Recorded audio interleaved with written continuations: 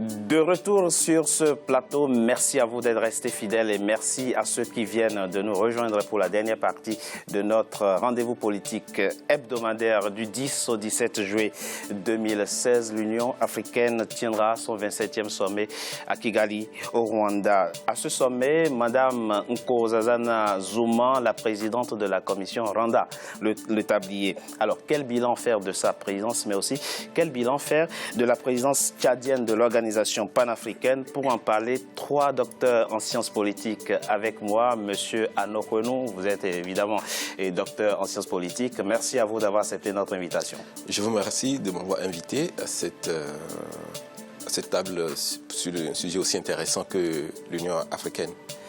Monsieur François Gomis, vous êtes également docteur en sciences politiques. Merci à vous d'avoir accepté notre invitation. Je vous remercie de l'invitation et vous félicite pour votre émission. Merci à vous. Et monsieur Ba Oumar, également docteur en sciences politiques. Merci à vous d'avoir accepté notre invitation. C'est nous qui vous remercions pour l'invitation. Saluons vos auditrices et auditeurs, ainsi que vos collègues. Le président Idriss Itno Déby exerce la présidence de l'Union africaine depuis janvier 2016 et la sud-africaine Nkosazana Zuma depuis juillet 2002. Quel bilan donc retenir de leur présidence respective? Avant d'en parler avec mes invités, je vous propose de suivre ce sujet de la rédaction. Il est signé Idelette Mirabel Bissou. Désigné par ses pairs pour conduire les destinées de l'Union africaine en janvier 2016, le président tchadien Idriss Déby en a pour un mandat de 1 an. À mi-parcours, il devient aisé de comprendre les raisons qui ont motivé son choix à la tête de l'institution panafricaine. Une désignation qui s'avère donc stratégique au regard de la montée du terrorisme en Afrique du Nord, de l'Ouest, du Centre, sans oublier le conflit au Burundi et au Soudan du Sud.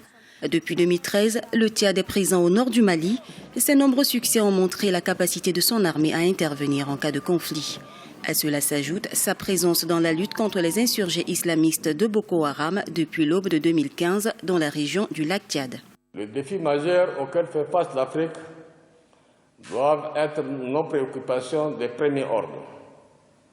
La menace terroriste qui compromet la sécurité et le développement doit focaliser toute notre attention et mobiliser toutes nos forces. Je me réjouis des résultats significatifs des actions qui sont enclenchées par nos États pour mettre hors d'état de nuire les mouvements terroristes. Nous devons redoubler de courage et d'efforts et faire montre de plus d'engagement et de détermination pour éradiquer ce mal absolu. De même, nous devons nous investir davantage dans la prévention et la résolution des crises et conflits qui créent tant de préjudices à notre continent. Le président tchadien a aussi contribué sur le plan diplomatique à la pacification du nord de la Centrafrique. Mais en dehors de la stratégie pour une résolution de la crise sécuritaire en Afrique, le Tchad est dans la dynamique de construction d'une Afrique nouvelle et prospère sur le plan économique. L'économie était également au centre des préoccupations de la présidence de la Commission de l'Union africaine. Durant son mandat de 4 ans, la présidente de l'instance Nkosazana Dlamini Zuma a très tôt lancé un vaste projet de transformation de l'Afrique baptisé Agenda 2063 et plaidé pour une meilleure intégration économique du continent. Nous avons aussi fait une mise à jour concernant notre avancée par rapport à l'agenda 2063, en y intégrant l'espace commun douanier africain, les produits agricoles de base et agroalimentaires, la plateforme économique africaine, le marché aérien unique et la libre circulation des biens et des personnes sont entre autres les bases de nos premières années d'action. Au sein du corps diplomatique, il serait reproché à la présidente sortante de ne pas avoir suffisamment porté la voix de l'Union africaine sur le continent et de ne pas s'être suffisamment impliqué dans la réforme de l'organisation. Pour certains analystes, la crise burundaise serait un exemple édifiant et aurait même porté un coup à l'autorité de cette dernière. Monsieur Gomis, Nkosazana Zuma a été élu en juillet 2012 donc à la tête de la Commission de l'Union africaine. Que retenir aujourd'hui de sa présidence? Ouais, donc j'aimerais d'abord faire un petit rappel parce que son élection n'a pas du tout été facile. Parce qu'il y a eu un affrontement de leadership entre les 2 grandes puissances du continent, ce qui lui a valu de passer par 3 tours d'élection avant d'obtenir les 2 tiers des voix. Donc ce qui veut dire que dès le début, on sentait déjà que le mandat allait quand même connaître quelques difficultés. Si je dois faire le bilan aujourd'hui rétrospectivement, au regard des 5 points, des chantiers qu'elle avait annoncés lors de sa prise de fonction, en l'occurrence, œuvrer pour la paix et la sécurité, lutter contre la pauvreté, promouvoir l'éducation, développer les infrastructures et puis faire entendre la voix de l'Union au niveau continental sur sur la scène internationale. Voilà, sur la scène internationale, au niveau des concerts des nations. Donc aujourd'hui, je pense que le bilan, globalement, est plus ou moins mitigé, en ce sens qu'il y a des aspects quand même qu'on peut retenir comme étant positifs. Et puis, lesquels? Voilà, donc je commencerai par citer par exemple, lors de la crise malienne, dès qu'elle a été élue, elle a été confrontée à la crise malienne, donc elle a œuvré, certes avec d'autres acteurs, a amené l'ONU à fonder l'intervention du point de vue du droit international. Donc ça, on peut le mettre à son crédit.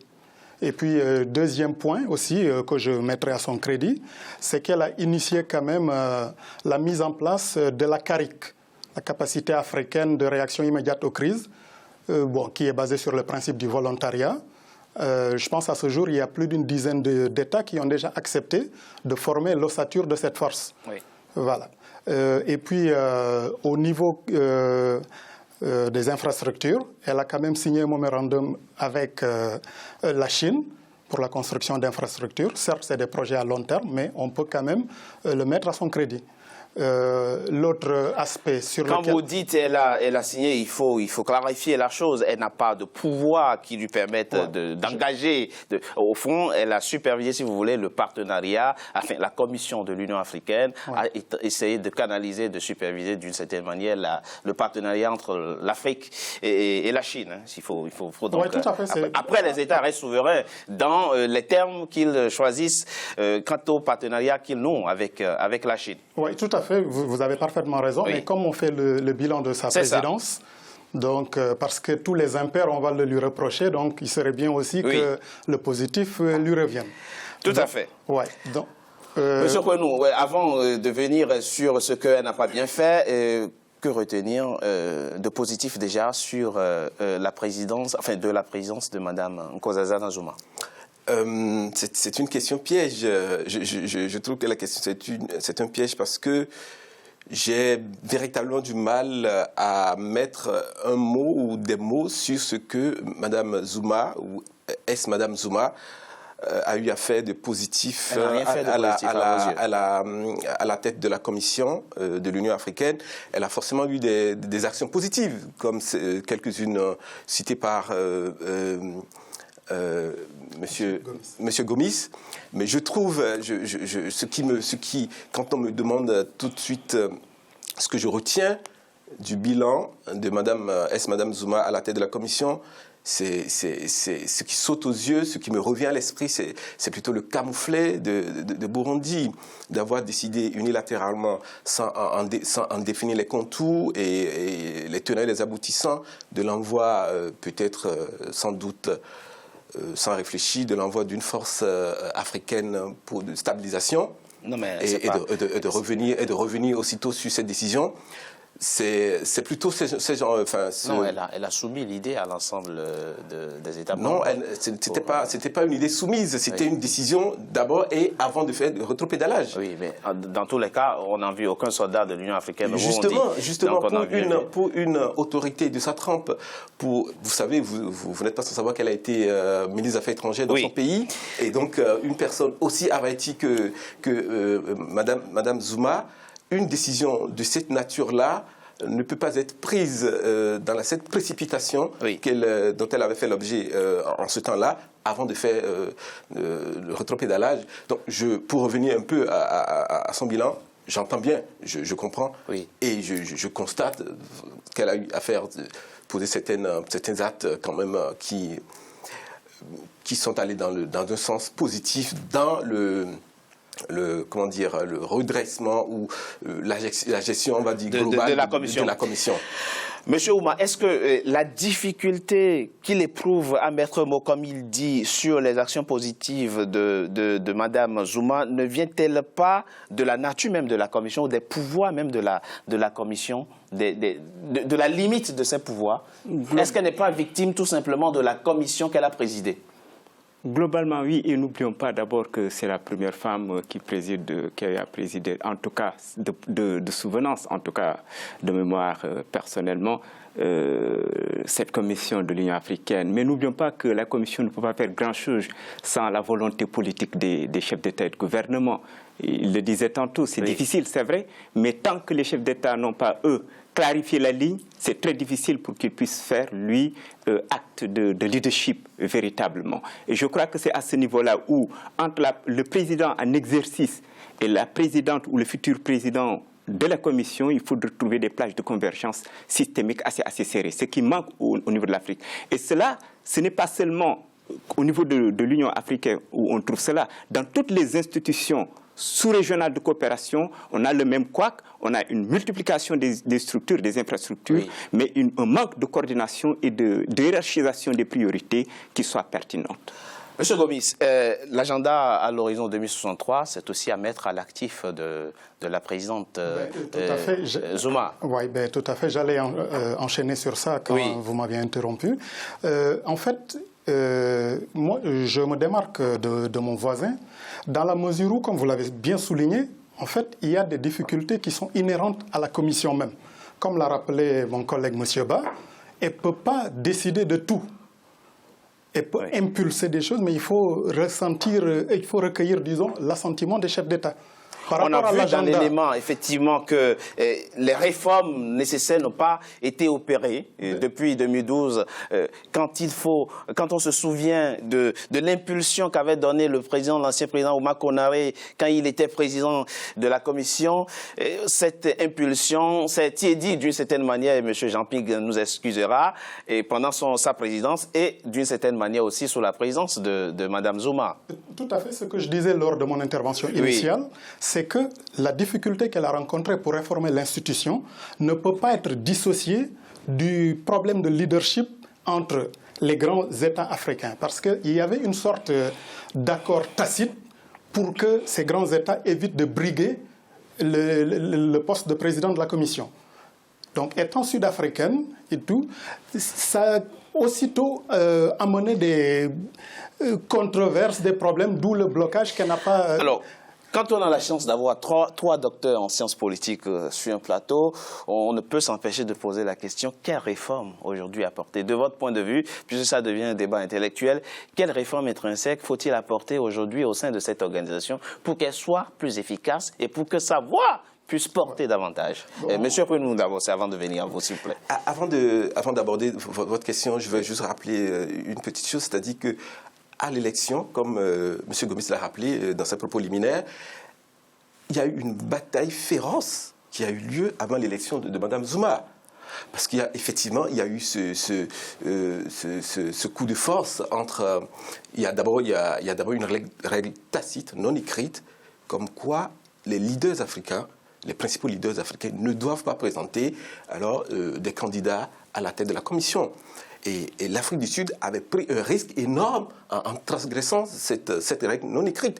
Et donc, lorsque il y a cette bataille, on se demandait, alors, ça veut dire que l'Afrique du Sud est en train de vouloir nous apporter quelque chose de nouveau à travers l'élection de Mme Zouma. Mais il faut aussi dire que les autres ne s'entendaient pas non plus. Non plus, d'accord. Il était difficile d'obtenir consensus. Cette bataille dans les couloirs présageait de ce que, du moins, ce à quoi on a... Quelle réforme? De votre point de vue. De mon point de vue, je pense qu'il faut véritablement une volonté politique au niveau des chefs d'État africains. On ne peut pas faire fonctionner une institution comme la Commission africaine sans qu'il y ait en amont des véritables décideurs, des gens qui ont la volonté de faire avancer. Je vous donne... Il y a par exemple, il est aujourd'hui très difficile ou très coûteux de prendre, par exemple, un avion d'un État à un autre, qui, relativement des fois, coûte plus cher que venir en Europe, que prendre l'avion pour venir en Europe. En Se pose la question d'infrastructure que vous avez évoquée tout à l'heure. Question d'infrastructure.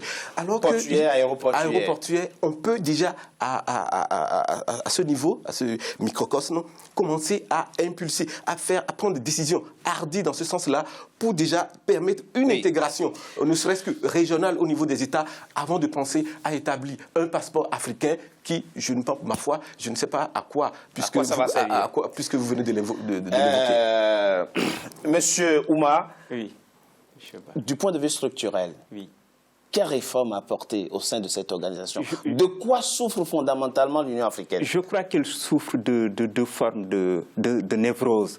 Il y a la névrose du pouvoir et aussi il y a la névrose systémique. La névrose du pouvoir revient, de mon point de vue, et recèle du problème sur lequel, de mon point de vue en tout cas, on est trop accaparé au pouvoir stricto sensu. Et pour que la structure continentale puisse fonctionner, il faudrait accepter par les États une délégation de pouvoir beaucoup plus importante pour accroître l'autonomie fonctionnelle de l'institution continentale, pour qu'elle puisse avoir les coups de franche sur certains points techniques et transversaux qu'aucun État ne peut faire lui tout seul, comme l'exploitation du barrage d'Inga, comme par exemple le fait de prendre certaines décisions d'urgence pour pouvoir faire face au terrorisme, etc.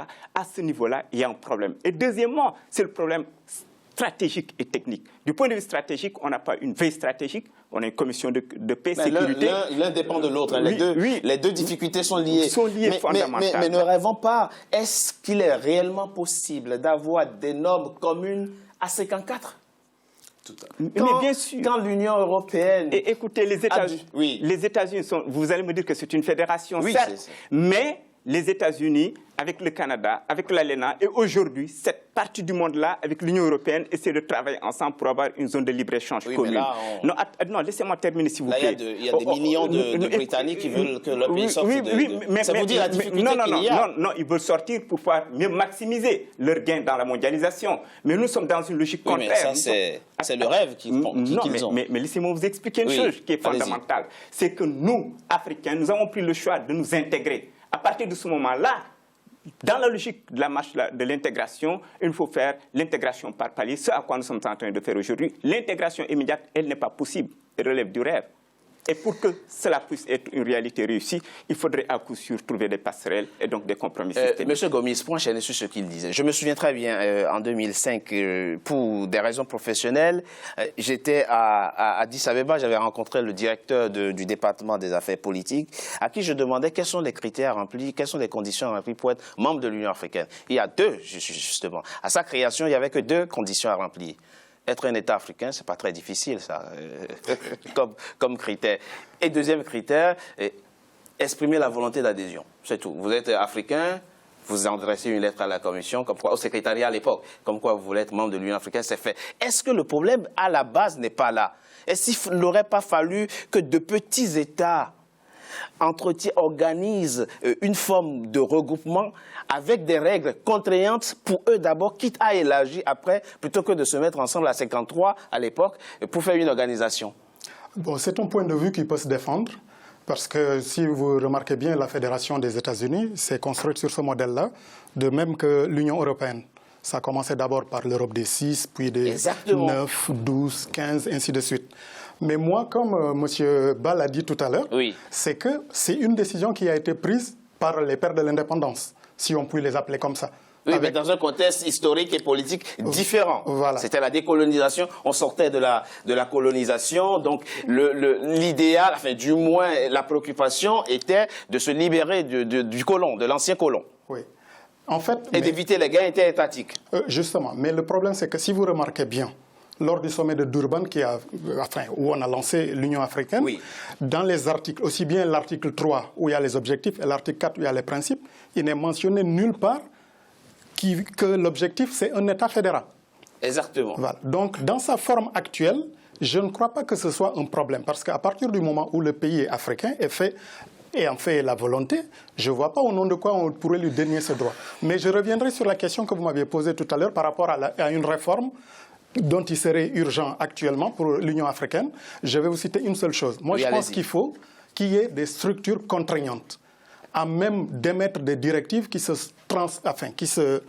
concrétisent par des politiques économiques, sociales et autres dans les États. Mais pour ce faire, il faut que les États, en tant que tels, acceptent disons, une petite part de transfert de souveraineté. Vous pensez qu'il est facile d'avoir des normes communes à 54? Tout à fait. Non, je ne pense pas que ce soit facile, mais tout se construit.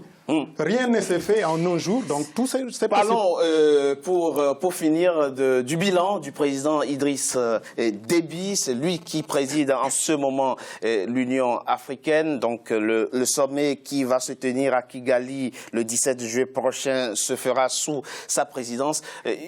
Pour parler un peu de son bilan, nous l'avons vu dans l'élément qui vient de passer. 2 mots lui étaient... Il a insisté sur 2 mots, c'est engagement et détermination. Et on sait quelle importance revêtent ces 2 principes-là pour lui.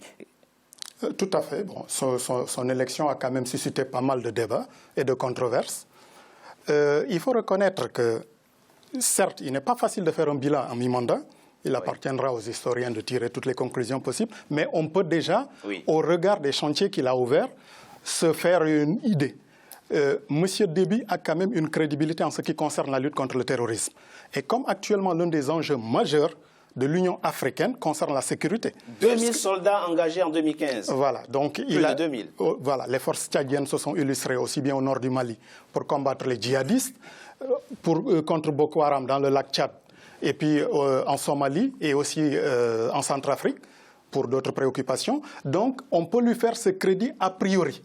Maintenant, les lourdeurs administratives inhérentes à l'organisation, je ne sais pas si en une année, on peut réellement changer de fond en comble votre avis sur le Tchad, sur la présidence tchadienne de l'organisation panafricaine? Je pense, je vais dans le sens de M. Gomis, effectivement, en disant que le tout soldat Déby, il est en passe, du moins à mi-mandat, de réussir sur ce plan, tout au moins, ce qu'il a annoncé lors de sa prise de fonction à la tête de l'Union africaine. Je pense que les actions de Déby, que ce soit au Nord Mali et au Tchad, les mains fortes qu'il prête régulièrement à l'armée camerounaise, au Niger aussi, donnent tout ça mis bout à bout, donne une certaine crédibilité et renforce, à tout le moins dire, tout le discours de Déby. Cependant, je trouve quand même que il a prononcé une phrase qui a retenu mon attention dans son discours d'intronisation. Il dit « Notre organisation, nous nous rencontrons un peu trop, nous parlons trop, nous écrivons trop, nous n'agissons pas assez ou pas du tout. » Il revient à lui, M. Déby, alors de déverrouiller ses étaux et alors d'aller de trancher dans le vif et d'aller vers des actions plus concrètes. Oui, je crois que vous comprenez qu'un pays comme le Tchad s'engage plus que le Nigeria, par exemple, notamment sur la question de la lutte contre l'insécurité. Dans une certaine mesure, oui. D'autant plus que si l'on prend le Nigeria, c'est lui qui a dans son ventre mou Boko Haram, plus d'autres contingences régionales et même parfois même religieuses, des clivages ethniques et ethnico-religieuses entre le nord et le sud, etc. Donc je crois que sous ce registre-là, on peut comprendre que le Tchad, qui est moins frappé, puisse avoir plus de disponibilité de forces de sécurité. Et deuxièmement, la formation de l'élite militaire tchadienne qui a bénéficié de l'expertise française, comparée à celle, nigériane, qui est plus restée dans l'orbite nationaliste, donc interne, est un peu différente. Et donc, vous pensez que les soldats nigérians sont moins bien formés que les soldats tchadiens? Non, je veux dire que par rapport à la lutte asymétrique, le Tchad a beaucoup plus fait de guerre civile interne, et même parfois même contre la Libye, que comparé au Nigeria. Mais je ne suis pas sûr que la qualité vienne de l'expertise française. Je ne suis pas sûr. Non, je dis que c'est un élément, c'est une plus-value, certes, que le Tchad peut avoir, plus son expérience interne. Je pense plutôt que les soldats français ont plus besoin des soldats tchadiens sur le terrain, je pense. À coup sûr, mais de toutes les façons, il y a l'expertise interne qui est importante. Le reste, c'est une sorte de plus-value. Donc, ce qu'il faudrait retenir de mon point de vue sous ce registre-là, c'est qu'il a une crédibilité, certes, sécuritaire, sécuritaire, il est en train d'avoir aujourd'hui de plus en plus une crédibilité internationale par rapport à sa présence dernière au Japon, n'est-ce pas, lors du G7. Et je crois que lors de tels sommets, il faudrait que l'on parle de l'Afrique, mais en positif, et qu'on essaie de tracer une voie qui porte sur la sécurité, mais aussi sur le développement. Le tout sécurité ne permettra Alors, pas une dernière question pour finir. de s'en sortir. Quand est-ce que l'Afrique aura un siège permanent au Conseil de sécurité? Cette question-là, quelle stratégie doit-on mettre en œuvre sur le continent pour arracher cela des 5 membres permanents actuellement qui, visiblement, ne veulent pas que l'Afrique soit représentée au sein de ce Conseil? $1 million. Si on connaissait la réponse, on serait les rois du monde. Mais en tout cas, moi, je pense que avec la perspective stratégique et historique qui se met en place progressivement en ce début du XXIe siècle, je pense qu'on y arrivera. Je ne peux vous dire quand avec exactitude, mais avec le basculement ou une certaine transition des puissances qui est en train de se faire, je pense qu'on finira par dépasser l'égoïsme des 5 membres permanents et que d'une manière ou d'une autre, le verrou finira par sauter. Je pense que ce sera très très difficile. Il nous faudrait travailler en ayant une vision, ce qu'on n'a pas suffisamment. Même la vision 2063, elle me paraît assez limitée. Il faut l'enrichir par une vision stratégique, de veille stratégique. J'insiste là-dessus. Aucun de nos pays n'a une cellule de veille stratégique. C'est ça qui est à la base de notre retard. Et deuxièmement, nous avons des économies extraverties à la rente. Il faut transformer cela. Il faut mutualiser nos efforts pour pouvoir capitaliser sur ce qu'on a le plus aujourd'hui, le solaire et l'énergie verte et bleue. On ne le fait pas assez. Et je crois que le chemin, il est abyssal. Avant de penser avoir un siège au Conseil de sécurité, il faut d'abord se développer, il faut d'abord stabiliser nos États. Et seulement à ce niveau-là, lorsque nous serons crédibles, on aura une monnaie unique, on sera intégré. Oui, on imposera cela par la force des choses, je pense. Monsieur Renaud, très rapidement. Oui, je pense qu'il faut surtout mutualiser nos efforts.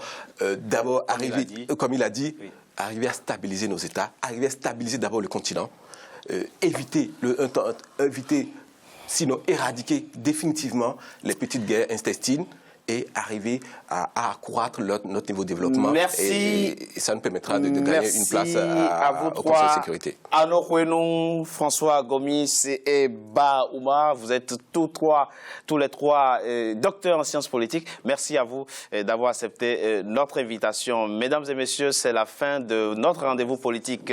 Je vous remercie d'avoir été nombreux à suivre. Restez sur Africa 24 pour la suite de nos programmes. À très bientôt pour un nouveau numéro de Politicien.